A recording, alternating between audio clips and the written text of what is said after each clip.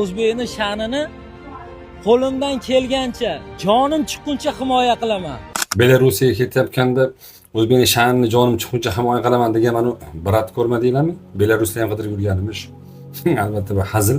Oxirgi paytda mana ijtimoiy tarmoqlarda Belorussiyaga ketgan O'zbekiston fuqarolari bilan bo'layotgan holatni ko'rib juda bir achindim-da, chunki yaxshi narsalar qo'yishmayapti. Bir ko'ring-da videoni.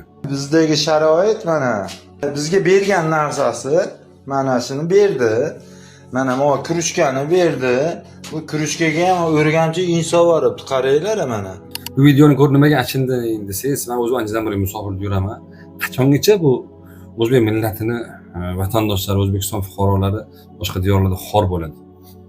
Shu o'rinda bir narsa hayolimga keldiki, agar mana shu narsa bir xususiy tadbirkor yoki oddiy bir inson bilan sodir bo'lganda, ya'ni O'zbekiston fuqarolarini yaxshi niyat bilan pul topish maqsadida emas, kelinglar ishlab kelasizlar deb chaqirganda, shunaqa narsa sodir bo'lganda darrov Kun.uzdan, Qanot.uzdan chiqarib, dungish muzikalarni qo'yib, falonchi, pistonchi, muqaddam sudlangan, o'z manfaati yo'lida O'zbekiston fuqarolarini chet elga olib kelib sotib yuboribdi, oyligini bermabdi, odam savdosi qilib vahima tashardinglar-da.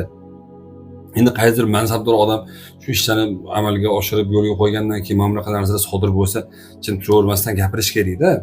Endi bo'ldi, kattalar yaxshiroq narsalarni hal qilib borishgandir. O'rtada bir kalamush bordir. Xoh Belarus bo'lsin, xoh o'zbek bo'lsin, shunga bir amaliy yordam berib, buni e'tiborsiz qoldirmanglar.